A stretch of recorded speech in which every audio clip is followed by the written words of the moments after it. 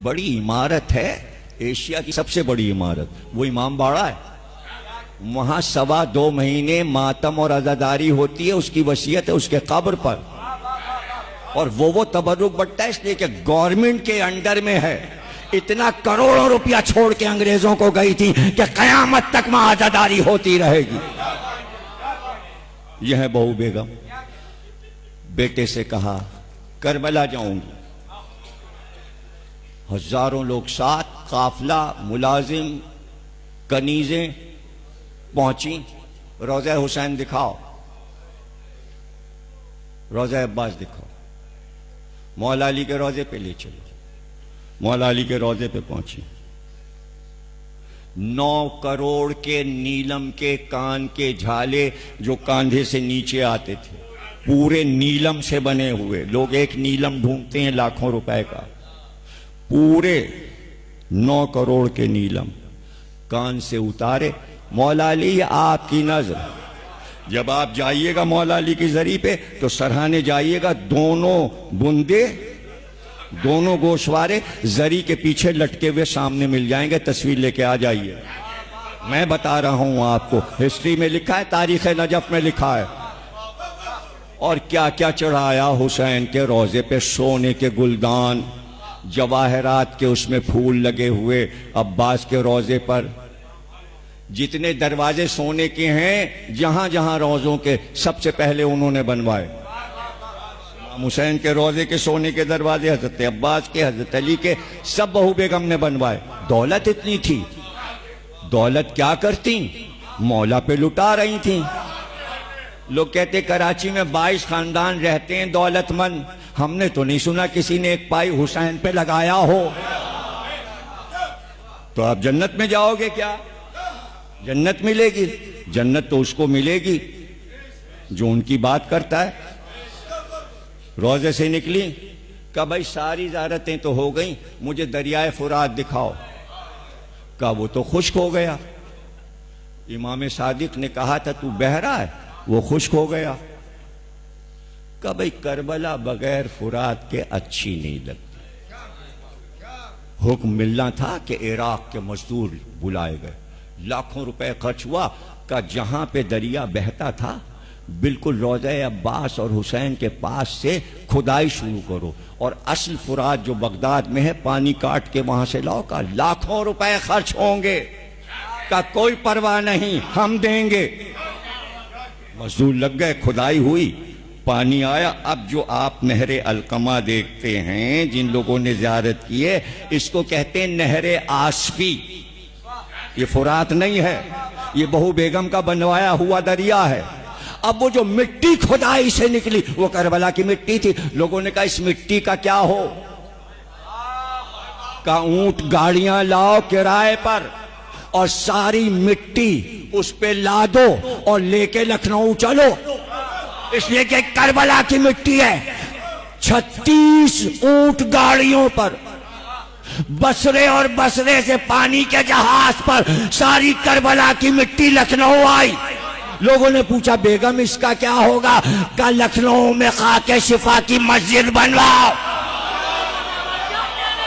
एक मस्जिद पूरी लखनऊ में खाके शिफा की बनी, वहां मैंने मजलिस पढ़ी है। जो जाता है पूरी मस्जिद चूमता है।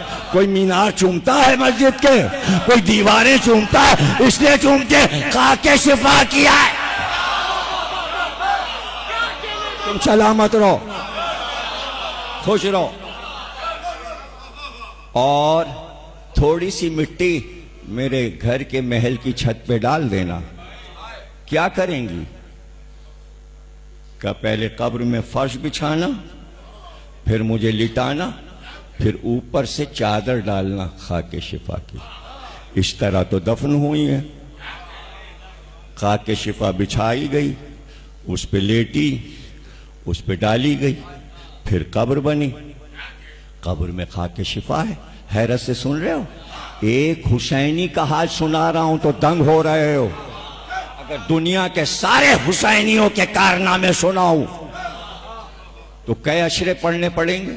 हालांकि 2 पढ़ चुका हूं। तारीख शियत यहीं इसी इमाम बाड़े में 86 में पढ़ा था। तारीख शियत रज़ा हुसैनी का अशर, जिसमें बताया था खिदमात क्या हैं हुसैनियों की। जज्बा तुम में भी पैदा हो, कुछ करना है, इसलिए सुना रहा हूं, कुछ करना है। न स्टेट चाहिए न दौलत, जो तुम्हारे पास है उसी में करके दिखाओ तो मैं जान।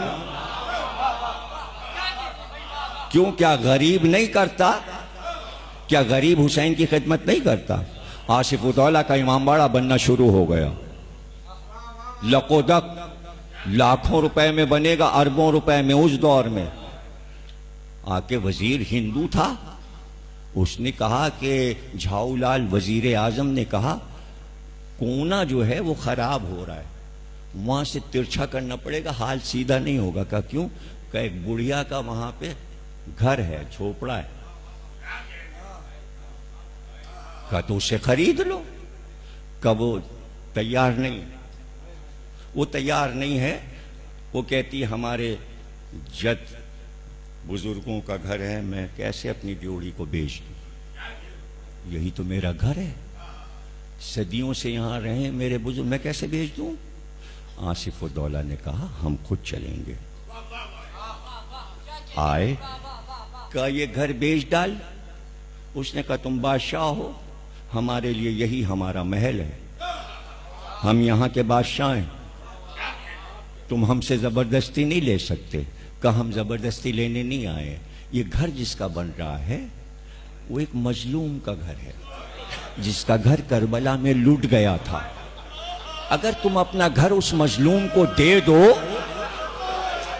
वो हिंदू औरत थी, वो तैयार नहीं हो रही थी अपना मकान देने के, नक्शा बदल रहा था इमामबाड़े का। आसिफुद्दौला ने कहा मजलूम है ना, उसका घर बन रहा है। का तो ये कहो ना कि ये मजलूम का घर है, यूं कहो ना, मैं कोई पैसे नहीं लूंगी, ये घर और मैं सामान लेके सड़क पे आ जाऊंगी, मैं अपना सामान उठा लूंगी, अपने वजीर से कहो मेरा घर तोड़ दे, इमामबाड़े में मिला ले, लेकिन तुम बादशाह हो ना, एक शर्त है मेरी। का शर्त बता दे। का इस इमामबाड़े से जो ताजिया उठेगा, लोग कहेंगे बादशाह का ताजिया निकल रहा है, लेकिन शर्त यह है कि एक ताजिया मेरे नाम का रखा जाए, जब तुम्हारा ताजिया निकले तो हमारे नाम का भी ताजिया निकले। कहा मंजूर। एक अलग जहां पर उसका घर था, उसी जगह जब जाइएगा ज़ियारत करने, तो जो इमामबाड़ा बना वहां एक छोटा सा ताजिया रखा है, उस पर लिखा है बुढ़िया का ताजिया। जब बादशाह का ताजिया सड़क पे आ जाता तो लोग इंतजार करते थे, लोग कहते थे जाओ ताजिया निकल गया, लोग कहते थे नहीं, अब बुढ़िया का ताजिया आ रहा है। आज तक पहली मुहर्रम को बादशाह के ताजिए के पीछे बुढ़िया का ताजिया निकल रहा है। लोग नाम नहीं जानते बुढ़िया का, लेकिन बुढ़िया मशहूर है कि जिसने हुसैन को अपनी जमीन दी थी, उसका नाम जिंदा है। इसलिए कह रहा हूं गुर्बत में भी कुछ कर लो, इसे टालो नहीं। क्या नजर दे सकते हो हुसैन को? आंसू अपनी जगह, रोना अपनी जगह, मजलिस अपनी जगह।